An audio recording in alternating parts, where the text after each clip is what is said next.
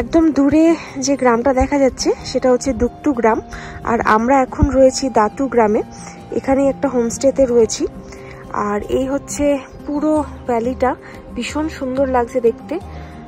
আর এই হচ্ছে পঞ্চচুল্লি, অল্প অল্প মেঘে ঢাকা রয়েছে। এই ঝর্ণাটা পেরোচ্ছে আমাদের গাড়ি।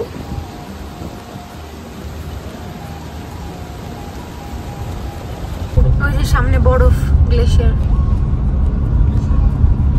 নোংরা হয়ে গেছে পুরো, ধুলো, বরফ, স্নো জোন বলে লেখাই আছে। রাস্তাটা তো ডেঞ্জারাস, কোথায় যাবে, খুব ডেঞ্জারাস। বড় পাথর,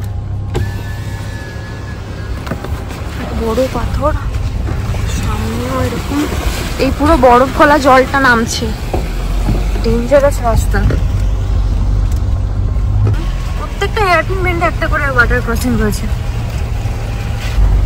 চারিদিক থেকে জল বেরোচ্ছে, জল বইছে। বাবা, সামনেও আটো। পাহাড় মানেই নানান রূপের বৈচিত্র্য। আজ চলেছি উত্তরাখণ্ডের একেবারে একটি অফবিট জায়গাতে। দর্মা ভ্যালি উত্তরাখণ্ডের পিথোরাগড় জেলার অন্তর্গত এবং এটি উত্তরাখণ্ডের একদম অফবিট একটা জায়গার মধ্যে পড়ে। তোমরা যারা আমাদের চ্যানেল ফলো করো তারা হয়তো জানো যে আমরা আদি কৈলাস যাত্রাতে বেরিয়েছিলাম। গত 10ই মে বেরিয়েছিলাম বাড়ি থেকে, আর আজ 16ই মে আমরা এখন যাচ্ছি দর্মা ভ্যালির পথে। দেখতে দেখতে আমাদের আদি কৈলাস যাত্রার একেবারে শেষ পর্যায়ে এসে পৌঁছেছি। আজ আমরা দর্শন করে নিয়েছি ওম পর্বত। তোমরা যারা আমাদের চ্যানেলে নতুন, অবশ্যই আমাদের এই সিরিজের আগের পর্বগুলো দেখে নিও আমাদের চ্যানেলে, আশা করি ভালো লাগবে।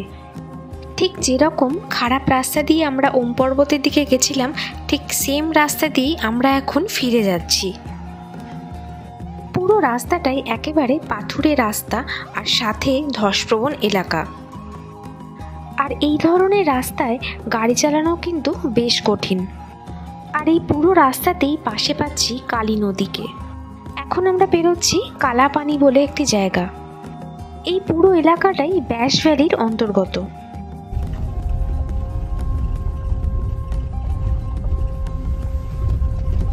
জল কম লাগছে না, সামনেরটা, পরেরটা। আবার সেই ওয়াটার ক্রসিংটা এসে গেছে, যেটা আমরা যাওয়ার সময় পেরিয়েছিলাম। আবার এখন বেরোবো।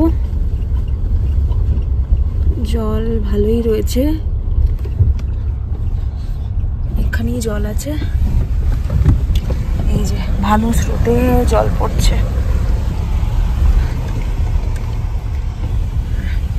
সাকসেসফুল পেরিয়ে গেছি। রাস্তার কন্ডিশন ভীষণই খারাপ। দূর থেকেই দেখি বোঝা যাচ্ছে যে সামনে রাস্তাটা ঠিক কতটা খারাপ।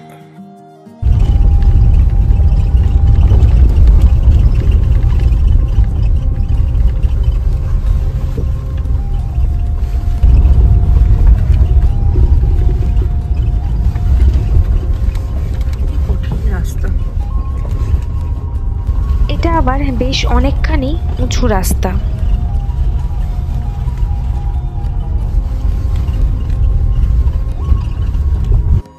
রাস্তা যতটাই খারাপ হোক না কেন, আশেপাশের সবুজে ঘেরা এইরকম পাহাড় কিন্তু একেবারে মন ভরিয়ে দিচ্ছে।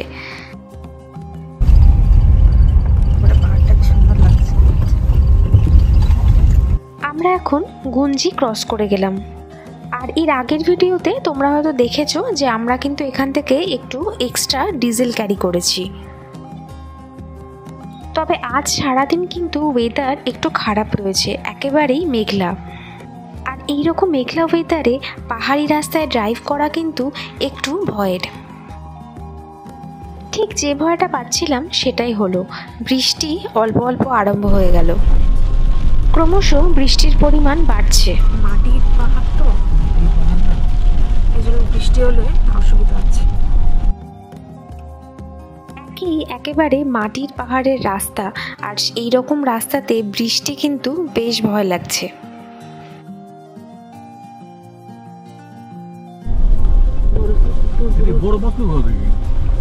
ছিল আর কি, এখন গলেনি।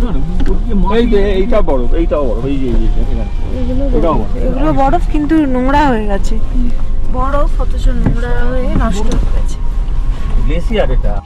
দূর থেকে রাস্তাটা কিরকম অদ্ভুত দেখতে লাগছে দেখো। রাস্তাটা কিন্তু একেবারে সরু, সাথে পুরো পাথরে ভর্তি।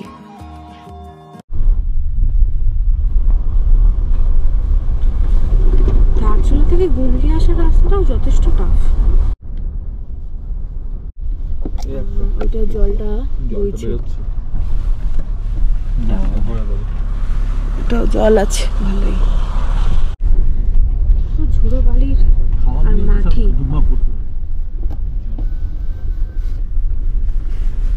ধুলো।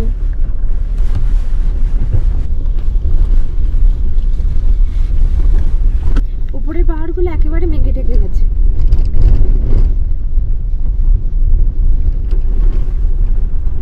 বরফ পড়ছে। হ্যাঁ, বরফ পড়ছে।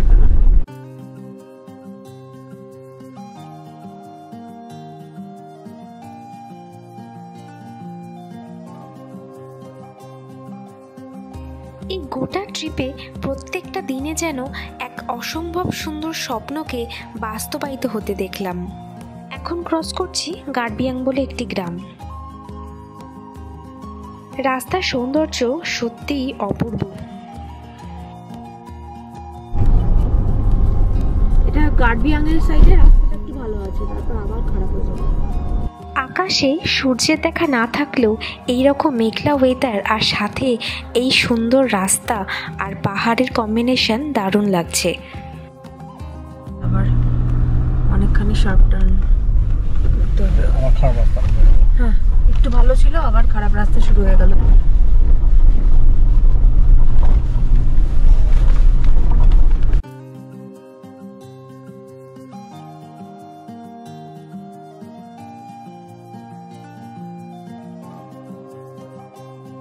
এখন পরপর বেশ কিছু হেয়ারপিন বেন্ড রয়েছে।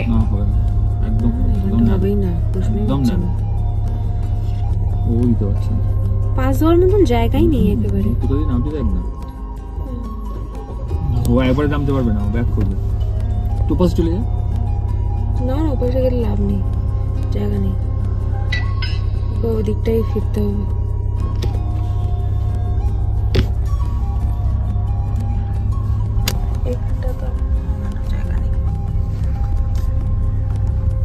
সবকার লরি এইখান দিয়ে পাস হয়, সব লরি এখান দিয়েই পাস হয়।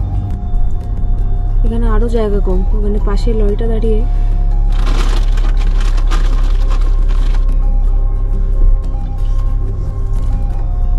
বাবা, লরিটা যেভাবে নামছে দেখে, বাবা লরিটা দেখে রীতিমতো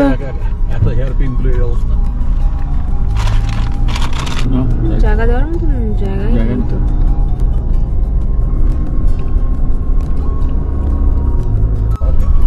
ধস নেমেছিল মনে হচ্ছে, ওটাই ক্লিয়ার করলো। রাস্তায় পাথর পড়ে আছে।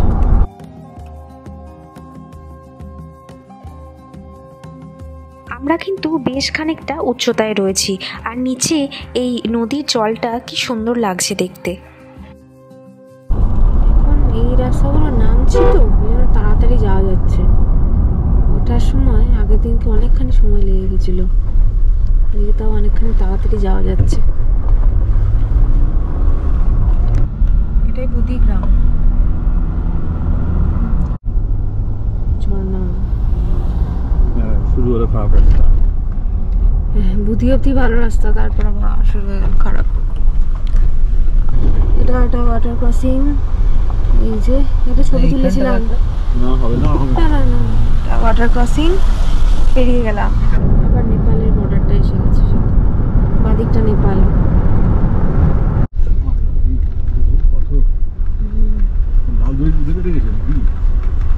এইটা কি ধস ছিল এই পাথরটা? হ্যাঁ ছিল, ওখানটা ভিডিও করেছিলাম।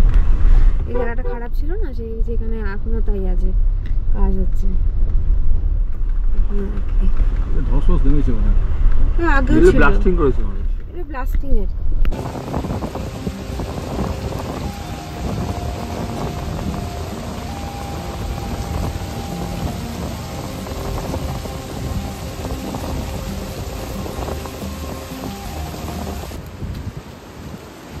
এই হচ্ছে গাড়ির অবস্থা। এই ঝর্ণাটা পেরোচ্ছে আমাদের গাড়ি।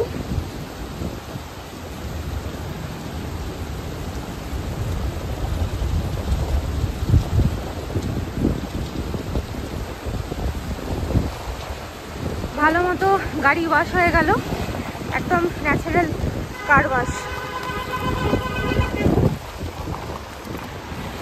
গাড়ি পুরো পরিষ্কার।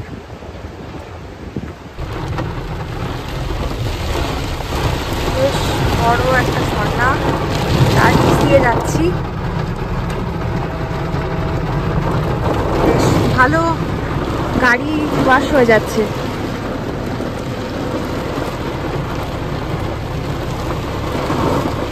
ঝর্ণাটা পেরোনোর পর থেকে রাস্তার অবস্থা যেন আরো খারাপ হয়ে যাচ্ছে। সামনে প্রচণ্ড ধুলো, আর এই রকম রাস্তায় আগে যদি গাড়ি থাকে তাহলে তো হয়েই গেল। মাঝে মাঝে ধুলোয় একেবারে সামনে কিছু দেখা যাচ্ছে না। এই রাস্তাগুলো খানিকটা স্পিতির রাস্তার মতন মনে হচ্ছে। পাশের পাহাড়ের স্ট্রাকচারগুলো একেবারে অন্যরকম। রাস্তাটা পুরোটাই একেবারে সরু, আর সাথে একদম ঝুড়ো পাথরের রাস্তা। ভীষণ কঠিন কিন্তু এই রাস্তাটা।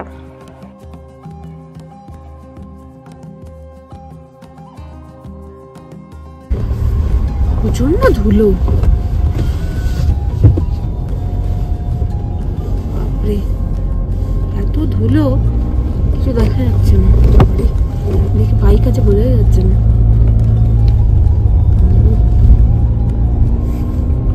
আমরা বেশ অনেকখানি উচ্চতায় রয়েছি, একদম নিচে নদী দেখা যাচ্ছে।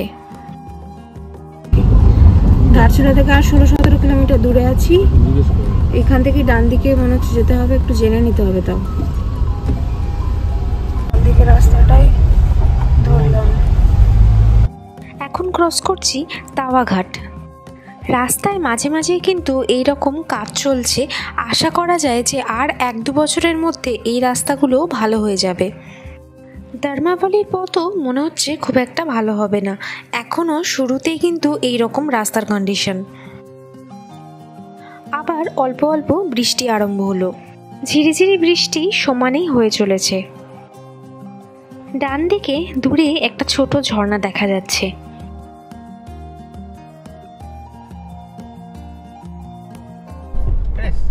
ওয়াও, দারুণ তো। গুহার মধ্যে টানেলটাই, হ্যাঁ এতক্ষণ পাহাড়ে ঘুরেছি, টানেলেই প্রথম টানেল পার হলাম।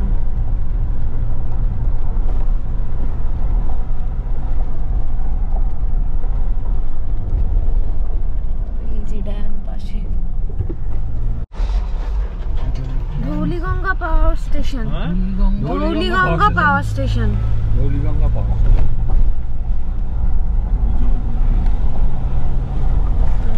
জল আছে ভালো। হ্যাঁ, এটা ড্যাম দিলে মানে এদিকে জল থাকবে। এবার এখান থেকে একটু ধৌলিগঙ্গার জল দেখা যাচ্ছে।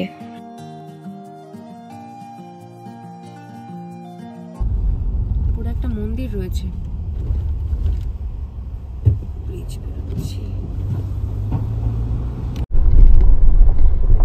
কতগুলো নদী দেখা হয়ে গেল। ধৌলিগঙ্গা, কালী নদী, তারপর কুটি নদী, তারপর কি সাবিতা না কি একটা সারদা। হ্যাঁ, সারদাটাই কালী, মানে এক একটা জায়গায় এক একটা নাম দেওয়া হয়েছে। কালী নদীর কি অংশ, ওয়াটার ক্রসিং আছে সামনে।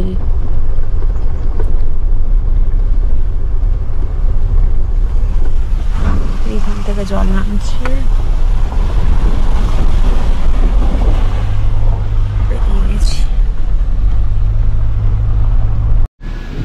অসাধারণ, দারুণ দারুণ। আজই মেঘলাই রয়ে গেল সারাদিন ওয়েদারটা।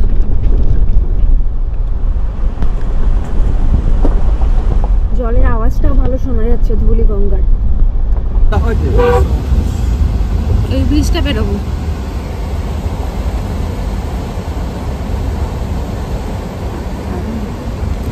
কি স্রোত এখানে নদীর।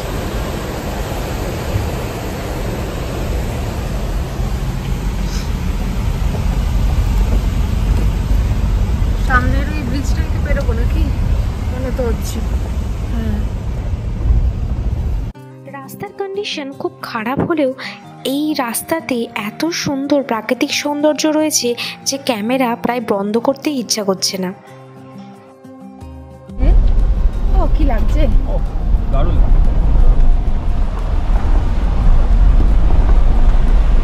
সাধারণ জলের আওয়াজটা। সামনে বেশ বড় একটা ব্রিজ আসছে। এখানটা বেশ সবুজে ভরা। এগুলোকে সত্যি রাস্তা বলা যায় না, শুধু মাটি আর মাটি। একদম সরু রাস্তা।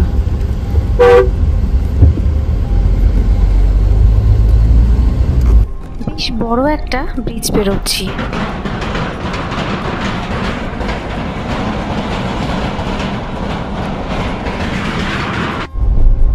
পাহাড়ের স্ট্রাকচারটা বেশ সুন্দর লাগছে দেখতে।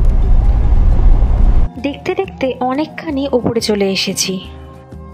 নিচ দিয়ে বয়ে চলেছে ধৌলিগঙ্গা। একটা মন্দির রয়েছে মাঝে। ঝর্ণা বইছে, ওয়াটার ক্রসিং আছে।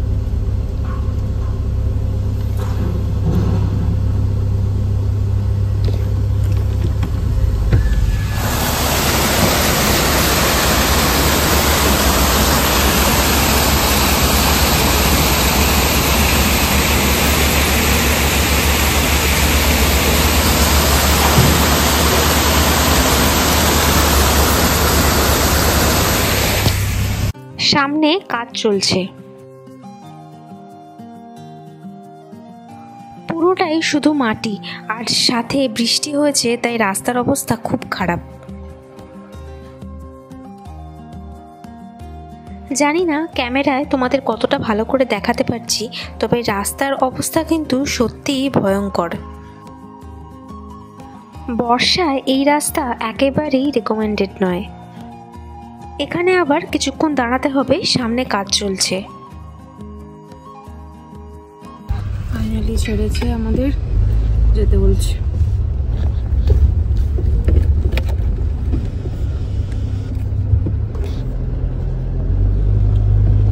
आप हाथ दिखा रहे थे ना, वो सोचा कि आप बुला रहे हो,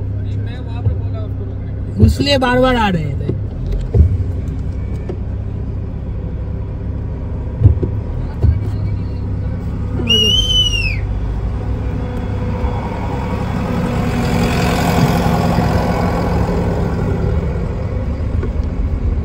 এই জায়গাটা নতুন করে তৈরি করে দিল মাটি ফেলে।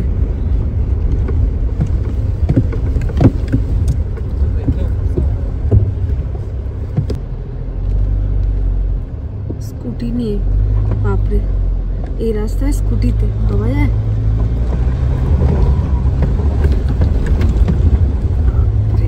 উঠে গেছি ফাইনালি। এখানে প্রচুর কাদা কাদা ভর্তি, একবারে একদম মাটির রাস্তা।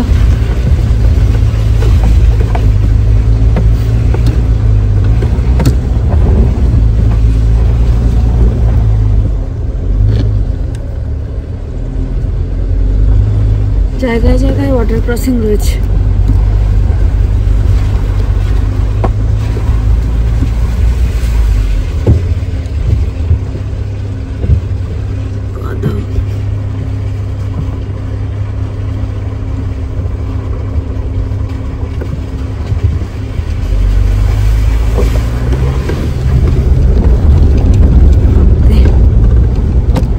খুব টাফ রাস্তা।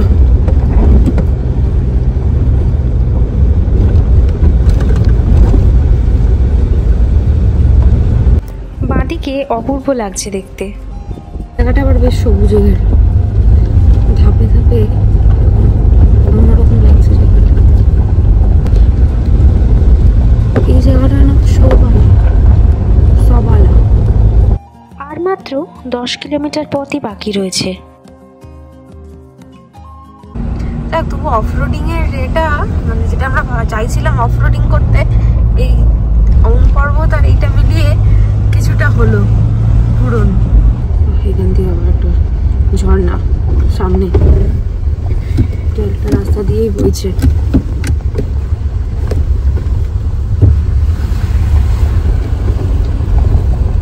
এই পুরো রাস্তাটায় রয়েছে অসংখ্য ওয়াটার ক্রসিং। পুরো বড়, পুরো গ্লেসিয়ার, পুরো গ্লেসিয়ার, কিন্তু বিশাল বড় গ্লেসিয়ার। বরফ নোংরা হয়ে গেছে, কালো হয়ে লাগছে, কিন্তু বরফ পুরো। ওইখানেও অনেকখানি জল আছে, সামনে ওয়াটার ক্রসিং।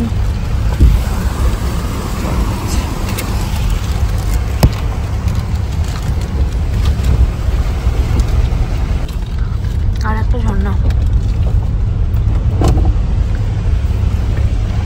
পাঁচটা তুলে দাও, পড়বে না তো?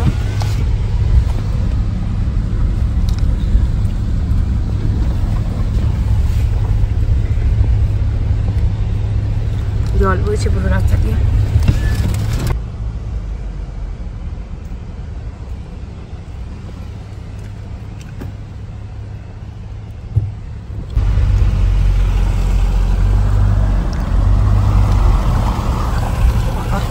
জল বইছে পুরোটাই, খানিকটা ওয়াটার ক্রসিং রয়েছে।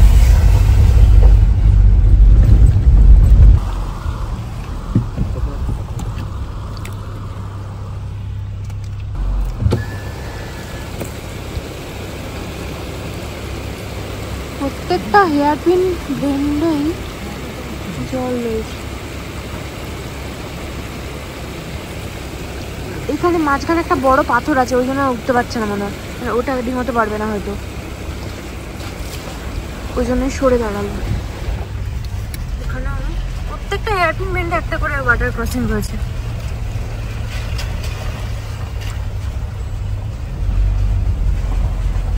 আর চারিদিক থেকে জল বেরোচ্ছে, জল বইছে। বাবা সামনেও আটো,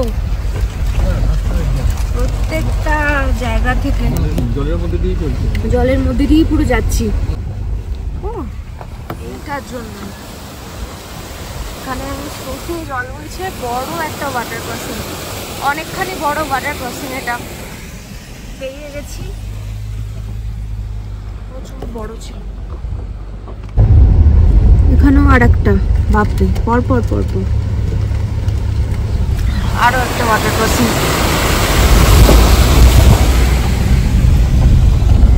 আরো একটা, তবে এটা একটু ছোট। এই যে ঝর্ণা রয়েছে, ঝর্ণা জল রয়েছে, ছোট তাও। সোজাই তো মনে হচ্ছে এখান থেকে। ওই যে সামনে বরফ, গ্লেশিয়ার, নোংরা হয়ে গেছে পুরো, ধুলো, বরফ। স্নো জোন বলে লেখাই আছে। রাস্তাটা তো ডেঞ্জারাস, কোথায় যাবে, খুব ডেঞ্জারাস। বড় পাথর, সামনেও এরকম, এই পুরো বরফ গলা জলটা নামছে, ডেঞ্জারাস রাস্তা।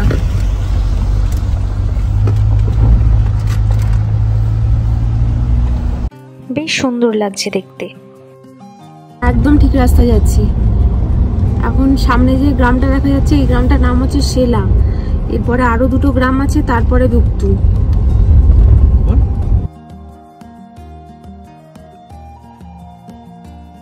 আর এই দারমা ভ্যালি আসার পথে একটা কথা মাথায় রাখতে হবে, যে এখানে কিন্তু নেটওয়ার্কের খুব সমস্যা। প্রচুর ওয়াটার ক্রসিং পরপর।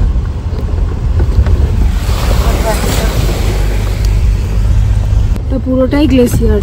আবার এখানে আবার একটা বড় ওয়াটার ক্রসিং পাবো মনে হচ্ছে। একটু খুলে রাখো, এগুলো সবই কত বড়।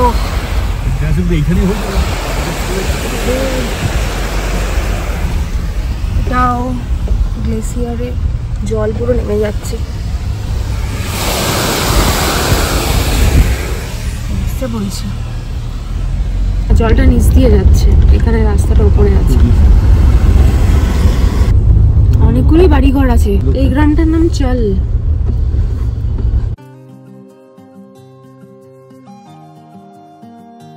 পাহাড়ের গায়ে ফুটে রয়েছে বিভিন্ন রকমের পাহাড়ি ফুল। আরও একটা ব্রিজ বেরোচ্ছি। দূরে বেশ বড় একটা তৃণভূমি দেখা যাচ্ছে, অসম্ভব সুন্দর লাগছে। সাথে বেশ কিছু গবাদি পশুও দেখা যাচ্ছে। বেশ বড় একটা ভ্যালি, এটা অসম্ভব সুন্দর। যথারীতি আমরা এখানেও কিন্তু হোটেল বুক করে আসিনি, ফোন নাম্বার আছে সাথে, তো সেখানেই ফোন করে দেখবো যে রুম পাওয়া যায় কিনা। দূরে ওপরে বাঁদিকে যেটা দেখা যাচ্ছে ওটাই হলো পঞ্চচল্লি, তবে একেবারেই এখন মেঘে ঢাকা। এই তো উপরে পঞ্চচল্লি, কিন্তু মেঘে খানিকটা ঢাকা। এখান থেকে খাবার দাবারের দোকান শুরু হলো। এখানে রয়েছে বেশ কিছু থাকার অপশান, তোমরা দাতু গ্রামেও বেশ কিছু অপশান পেয়ে যাবে। এই দর্মা ভ্যালি 11,390 ফিট থেকে 11,500 ফিট উচ্চতার মধ্যেই অবস্থিত। আমরা হোটেলে এসে পৌঁছে গেছি, আর এখন চলছে সন্ধ্যার আড্ডা আর সাথে চা। ডিনার করতে চলে এসেছি। এ হচ্ছে কিচেন, রান্না চলছে এখনো। এখানে প্রচণ্ড ঠান্ডা, আর সাথে এইরকম গরম গরম খাবার দারুণ কম্বিনেশন। ডিনারে রয়েছে ডাল ভাত আর এগ কারি। এরপর এখানে আর কিছু করার নেই, আমরা তাড়াতাড়ি ঘুমিয়ে পড়লাম। Good morning from Darma valley. আজ 17ই মে, এখন সময় সকাল 6:30, আর এই হচ্ছে পুরো দর্মা ভ্যালি। একদম দূরে যে গ্রামটা দেখা যাচ্ছে সেটা হচ্ছে দুক্তু গ্রাম, আর আমরা এখন রয়েছি দাতু গ্রামে। এখানে একটা হোমস্টেতে রয়েছি, আর এই হচ্ছে পুরো ভ্যালিটা, ভীষণ সুন্দর লাগছে দেখতে। আর এই হচ্ছে পঞ্চচল্লি। অল্প অল্প মেঘে ঢাকা রয়েছে, কিন্তু তাতেও অপূর্ব লাগছে। দূরে নদী বয়ে চলেছে, একটা ব্রিজও দেখা যাচ্ছে। ওই ব্রিজটা পেরিয়েই আমরা এদিকে এসেছিলাম। নদীর নাম নেওলা নদী। অসম্ভব সুন্দর পঞ্চচল্লি, আর তার নিচে এঁকে বেঁকে বয়ে চলেছে নেওলা নদী, আর সাথে এই রকম গালিচার মতন সবুজ বিস্তৃত মাঠ, অসাধারণ কম্বিনেশন। দূরে যে গ্রামটি দেখা যাচ্ছে ওটি হলো দুক্তু গ্রাম, এবং ওখান দিয়েই শুরু হচ্ছে পঞ্চচল্লি বেস ক্যাম্পের দিকের রাস্তা। বেস ক্যাম্প থেকে প্রায় 1.5 থেকে 2 কিলোমিটার আগে রয়েছে একটি ভিউ পয়েন্ট, এবং তার থেকেও আরও 2 কিলোমিটার আগে রয়েছে জিরো পয়েন্ট। তোমরা এখানে আসলে চাইলে কিন্তু এই পুরো ট্রেকটাই এখানে করতে পারো। এই দুক্তু গ্রাম থেকে পঞ্চচল্লি বেস ক্যাম্প প্রায় 4 কিলোমিটারের রাস্তা। তোমরা যারা ফটোগ্রাফি করতে ভালোবাসো তারা কিন্তু দর্মা ভ্যালিকে নিজেদের লিস্টে রাখতেই পারো, অসাধারণ লাগবে।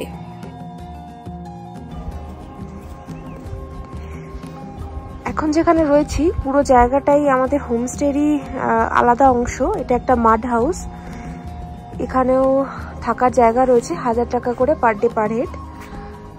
আর এই একটা বড় জায়গা রয়েছে, এখান থেকেও কিন্তু চারপাশের ভিউটা অসাধারণ।